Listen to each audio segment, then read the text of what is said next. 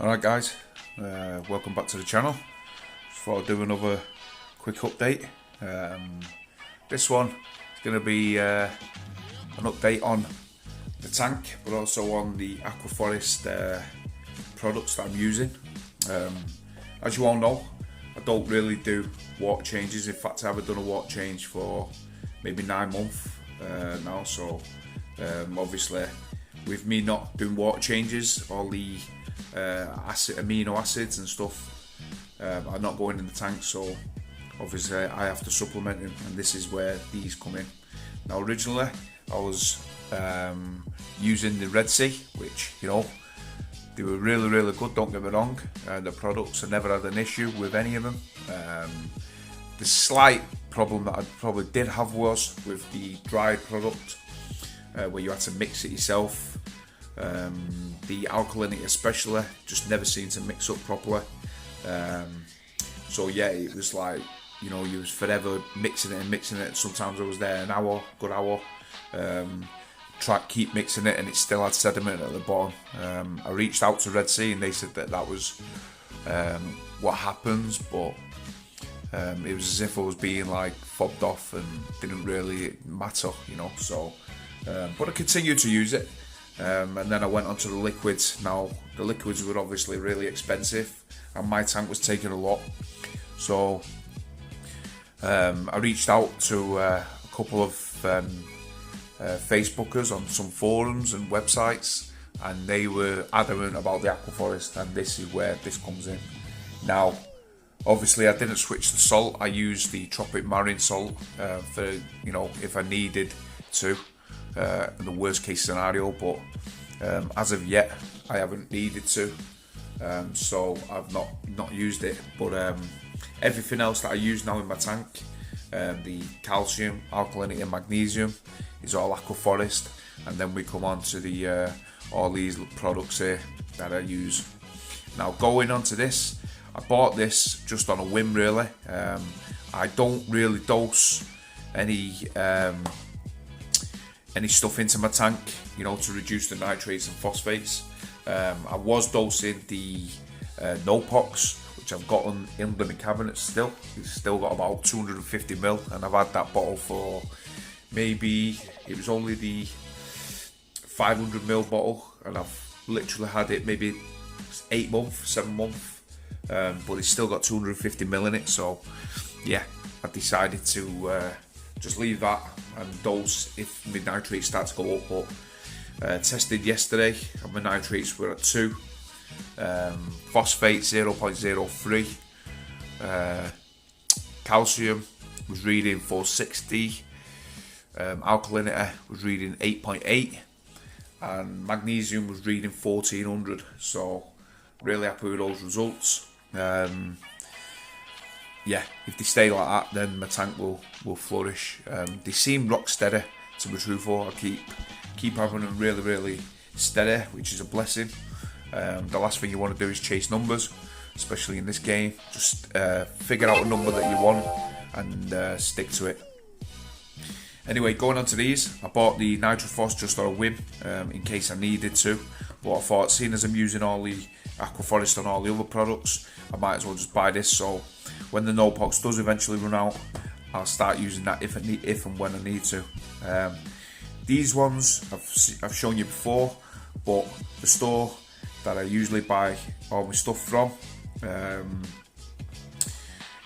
they didn't have these products, so they ordered them for me. Big shout out to the Blue Marines in Failsworth, cracking shop, stock loads of stuff, really nice fish, quarantine the fish as well. So yeah, really good. They got me the Rico food, and then they also got me the AF Power food as well. Now what I do is, when you read up, you need to turn off, when you're dosing the Rico food, you need to turn off the skimmer. Now that is why I've put it with the build, because with the build you need to do the same. You need to switch the skimmer off for at least an hour. So I've set it on my Neptune Apex under the B feed. So what happens is it keeps all the pumps going, but the skimmer switches off for an hour while this goes while the corals use all the food and stuff. So I dose them, and then the following day I dose these. Now what I do is I dose them Monday through to Saturday now, and I give the Sunday as a day off. So they're both getting free. Both of these two, sorry, I'm getting 3 dosages each. Now I started off with 1 drop, then I've increased to 2, and now I'm on 4 drops of each component. And my corals are absolutely loving it. So yeah, these two though, you only have to dose weekly. So I'm dosing this one on the Wednesday, and then I dose this one on the Saturday. You don't really want to, put excessive nutrients, but you literally need 1 to 2 scoops.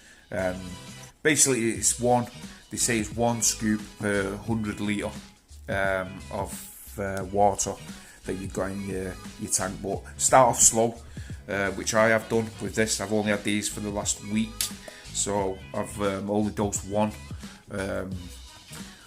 lot.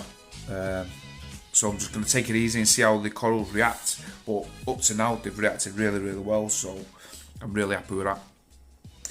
And then coming on to this, the iodine, with my gold torch, which I've shown you in the past videos, I have seen the gold torch basically started to bleach out. Now I've moved it a couple of places, left it there for a couple of weeks, and doesn't seem to be any joy. It's colouring up a little bit. I'll show you in a minute when I go to the tank, but it's not the best. Now one of the guys out of the blue said, have you tested for your iodine? Now it's one thing that I really never test for, which really we should. It should read between 0.03 and 0.03 and 0.06 to be good enough. Now I bought an iodine test, a Salifert one, and I tested it, and it was coming back that I had 0.01 of iodine in my tank. So been using this product for about two to 3 weeks now. Same again, started off slow, 1 drop, then 2, then 3. Now I'm on 4 drops of this, and it seems to have took my my iodine from when I tested it last night.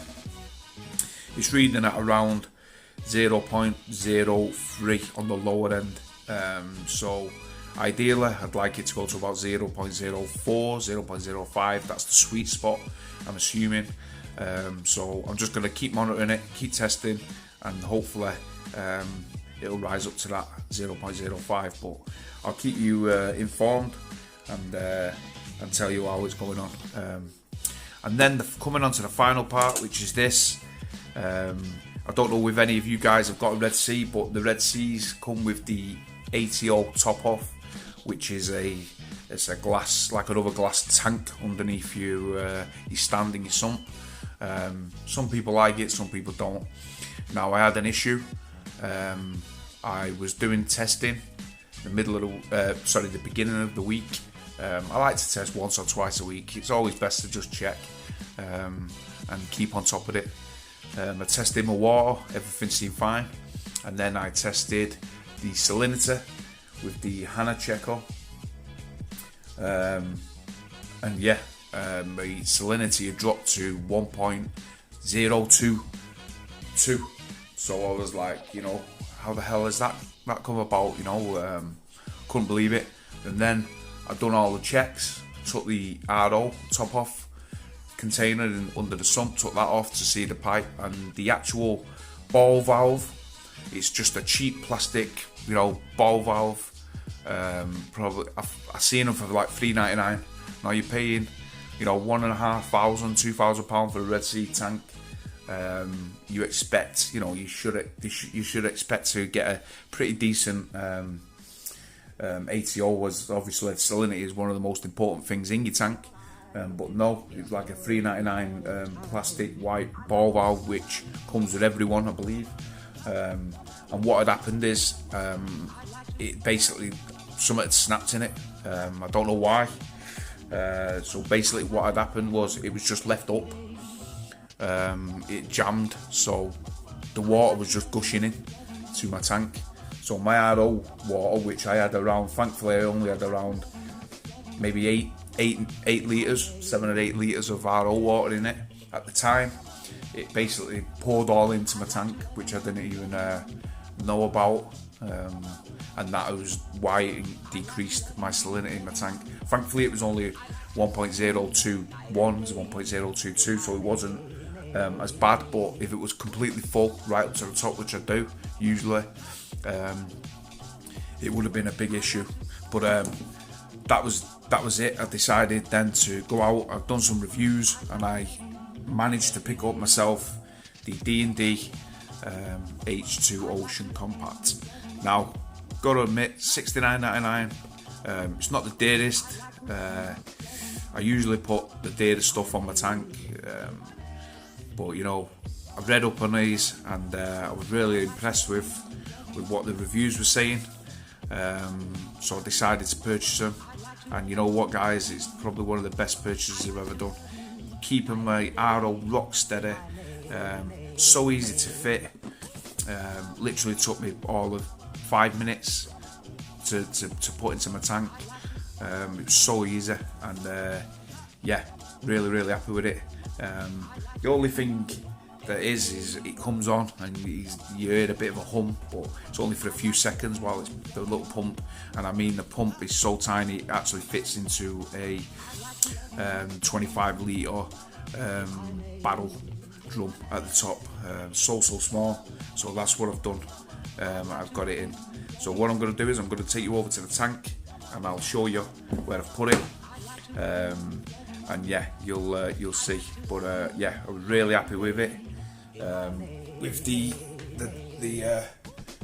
product, it looks really good. And here's the tank. As you can see, everything, it's only early morning, but everything is out. The tank looking really nice now.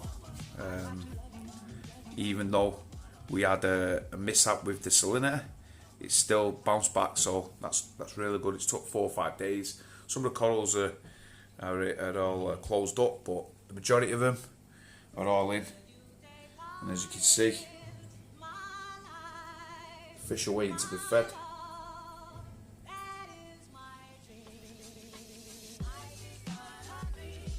Everything looking really good on the tank.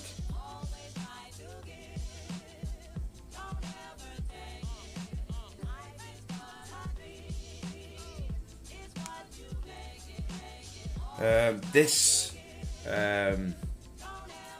coral here I got off a fellow reefer, and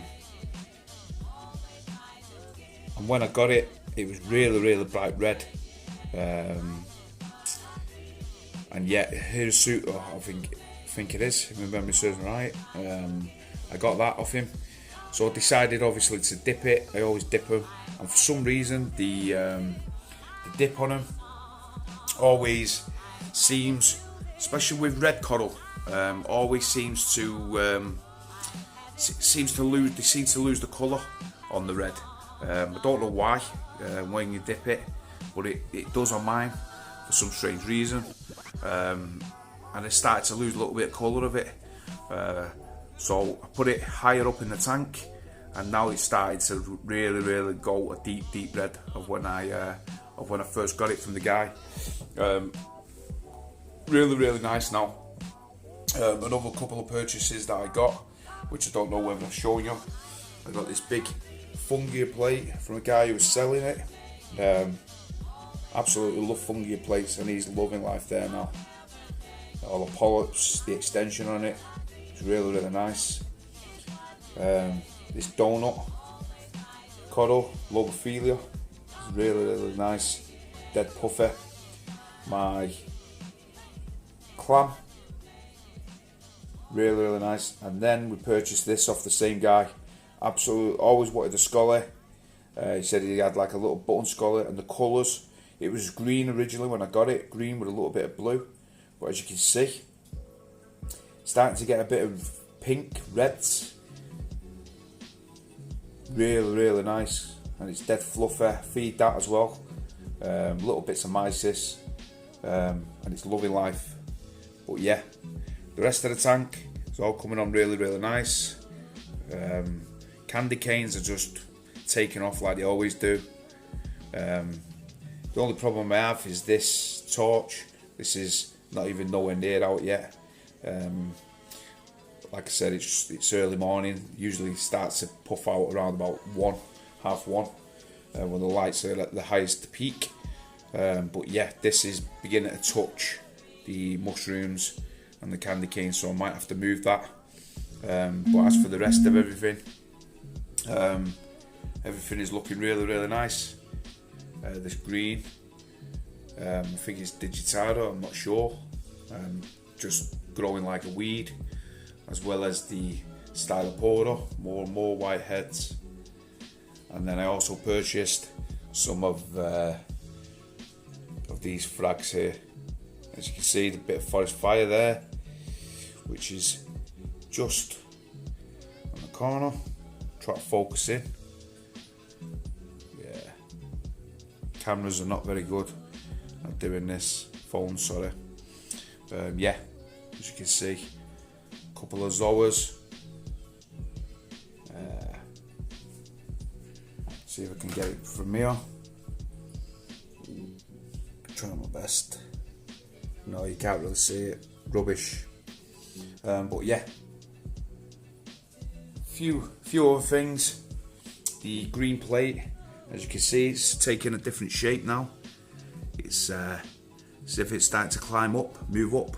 I placed this at the bottom. Solely because I didn't have enough space anywhere, and really I should have plated it higher up in the tank. But we learn by these things. Yeah, I should have plated it up higher, but it is what it is, I suppose. And there is my gold torch. Gold torch. Absolutely rubbish camera.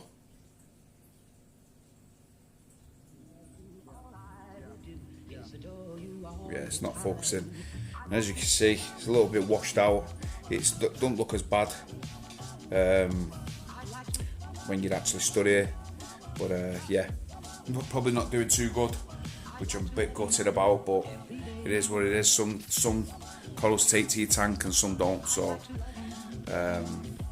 we live and learn with it. But yeah, just thought I'd do another video, guys. I know I've been rambling on a little bit more than usual, but yeah, hope you're all doing well, keeping safe, and I'll check you out in the next video. Alright guys, thanks for watching.